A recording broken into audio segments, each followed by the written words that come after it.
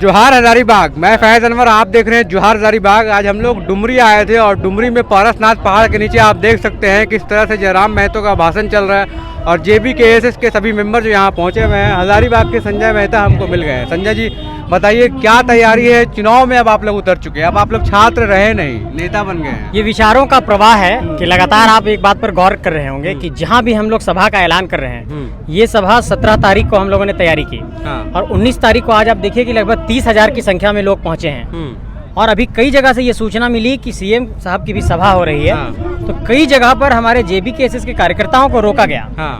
हम एक साफ तौर पर कहना चाहते हैं कि आप विचारों के प्रवाह को नहीं रोक सकते हैं। फिजिकल बॉडी को रोक देंगे लाठियों के बल पर, लेकिन लाठियों के बल पर आप तब तक रोकेंगे जब तक आप सत्ता में रहेंगे। लेकिन इस बात को समझने की कोशिश करनी होगी कि रघुवर दास की सरकार ने भी लाठियों के बल पर CNT SPT का कानून को संशोधन करने की कोशिश की थी, रोकने की कोशिश की थी। पूरे झारखंड के आदिवासी समुदाय जाग गए और रघुवर दास की सरकार चली गई। लाठियों के बल पर जब जब रोका जाता रहा है, तब तक जनता का आक्रोश और बढ़ा है। हम लोग बहुत शांतिपूर्ण तरीके से अपने विचारों को जनता के बीच रख रहे हैं और ये विचारों का प्रवाह है, ये वैचारिक कहिए कि क्रांति है, विचारों की ताकत है कि जनता लगातार पहुंच रही है और हर सभा हम लोगों की सफल हो रही है। तो ये क्या लगता है, जो सभा आ रहा है, क्या ये वोटर आ रहा है या फिर सुनने के लिए आ रहा है या जानने के लिए आ रहा है कि JBKSS क्या है ये? देखिए, इंडियन डेमोक्रेसी का अगर मिजाज को समझना है, आप देखिए जब JP की क्रांति हुई तो उस दौर में ऐसे कई लीडर निकले। JP के दौर में आप देखिए कि हमारे शरद यादव जी, हमारे नीतीश कुमार जी, लालू यादव जी, रामविलास पासवान, ऐसे कई लीडर्स निकले। झारखंड में ये एक वैचारिक क्रांति है जिसमें झारखंडी विचारों के आधार पर हम लोग जनता को एक तरीके से जगाने की कोशिश कर रहे हैं। और ये आंदोलन 21 दिसंबर 2021 को शुरू हुआ था और आज है 19 जुलाई 2023। 1.5-2 साल के इस कालक्रम में झारखंड के भीतर ऐसा कई लीडरशिप पनपा है जो लगातार अपने अपने इलाके में लीडरशिप दे रहे हैं और अपने अपने इलाके में लोगों को जगा रहे हैं। सामने आपको एग्जांपल, ये संजय महतो जी हैं, ये पढ़ाई करते थे, लेकिन आज देखिए चरही और मांडू के क्षेत्र में ये काफी लोगों को वहाँ जागरूक कर रहे हैं। ऐसे हमारे कई साथी हैं जो लगातार लोगों को जागरूक कर रहे हैं। और ये लीडरशिप ऐसा नहीं कि किसी के पीछे पीछे चल करके लीडरशिप आया है, ये स्वतः स्फूर्त लीडरशिप है और ये मतलब ऑटोमेटिकली जेनरेट हो रहा है झारखंड के भीतर लीडरशिप। तो आप क्या मतलब आप भी विधानसभा लोकसभा लड़ने का प्लान कर रहे हैं या इसीलिए पार्टी में आए कि आप विचारधारा से प्रभावित होकर आए हैं? देखिए, मैं झारखंडी माटी में जन्म लिया, झारखंडी माटी में पला, झारखंडी माटी में पढ़ा, झारखंडी माटी में यहाँ पर कामकाज किया। मेरा दायित्व तो क्या बनता है अपनी माटी के प्रति कि जब अगर माटी के लिए आवाज़ उठाई जा रही है, और हम लोग तो लगातार इस बात को उठाते रहे हैं, इससे पहले भी उठाते रहे, हम ये कहना चाहते हैं कि चुनावी राजनीति में जाना, चुनाव लड़ना एक अलग चीज़ है, लेकिन विचारों को जनता के बीच लेकर के जाना अलग चीज़ है। चुनावी राजनीति में आज के दौर में लोग सोचते हैं कि चुनाव लड़ेंगे, जीत जाएंगे, जनता के बीच कुछ मुद्दे को लेकर के जाएंगे, जीत जाएंगे। ऐसे जीत नहीं हासिल होती है। जीतने के लिए आपको जनता का प्यार और विश्वास जीतना पड़ता है और हम लोग लगातार जनता के बीच काम कर रहे हैं। अगर जनता की मर्जी होगी तो उस तरह का कोई निर्णय लिया जाएगा। फिलहाल ऐसा कोई निर्णय नहीं है। आने वाले काल और परिस्थितियों के अकॉर्डिंग हम लोग करेंगे, क्या सिचुएशन रहता है, क्या जनता डिमांड करती है, जनता क्या कहती है, उनके क्या विचार हैं। एक तरीके से हम लोग कहिए कि जनता से उनका मैंडेट लेंगे, तो मैंडेट लेने से पहले हम लोग जनता का रेफरेंडम में लेंगे कि वो क्या कहना चाहते हैं। मैं ये सवाल इसलिए पूछ रहा हूँ कि पिछले बार आप चुनाव लड़ चुके हैं और आपको इस बात का एक्सपीरियंस है, तो आपके लिए तो ये प्लेटफॉर्म मिल रहा है ना, तो क्या आप उसी को फिर से लेना चाहते हैं, क्या करना चाहते हैं? देखिए, मैं आपको स्पष्ट तौर पर कहना चाहता हूँ कि झारखंडी माटी में अभी एक वैचारिक, एक तरीके से कहिए वैचारिक अध्याय चल रहा है।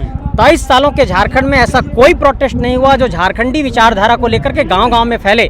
झारखंड में 32,623 गांव है। मैं लगातार इस बात को कहता हूं कि 32,623 गांवों तक, चाहे वो नवादा के बॉर्डर पर सटा कोई झारखंड का गांव हो, चाहे चौपारण के बॉर्डर पर सटा कोई झारखंड का गांव हो, चाहे बंगाल के बॉर्डर से सटा कोई झारखंड का गाँव हो, चाहे उड़ीसा के बॉर्डर से सटा कोई झारखंड का गाँव हो, चाहे वो पलामू में सटा हुआ कोई बॉर्डर पे गाँव हो हमारा, उस हर गांव तक ये विचार जाना चाहिए कि चाहे अगर पलामू में नीलांबर पीताम्बर ने क्रांति की, अगर सिद्धू कानू ने संथाल में क्रांति की, अगर उत्तरी छोटा नागपुर में बिरसा मुंडा ने क्रांति की, अगर इस कोयलांचल के इलाके में विनोद बाबू ने क्रांति किया, तो ये जो वैचारिक हमारे पास एक तरीके से पूंजी है, संपत्ति है, इन विचारों को हर इलाके में पहुंचाने की जरूरत है।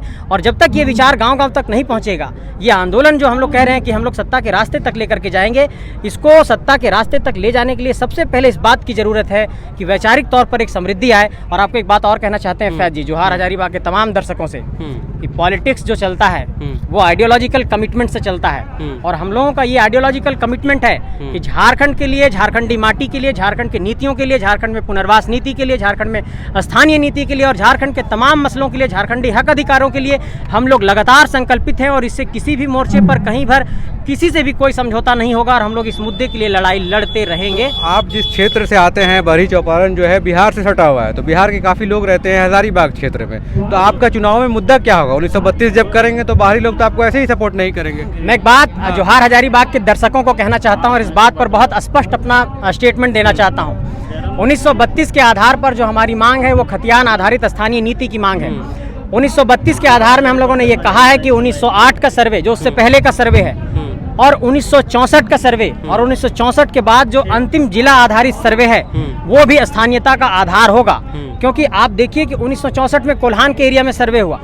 अब आप देखिए कि 1932 में झारखंड का पूरा एरिया कवर नहीं होता है, तो कहीं पर 1932 में हुआ, कहीं 1908 में हुआ, कहीं 1964 में हुआ, और जो जिला आधारित अंतिम सर्वे है उसको हम लोग आधार मानेंगे। ये पहली बात। दूसरा सवाल है कि क्या ऐसे लोग आपको वोट देंगे या नहीं देंगे।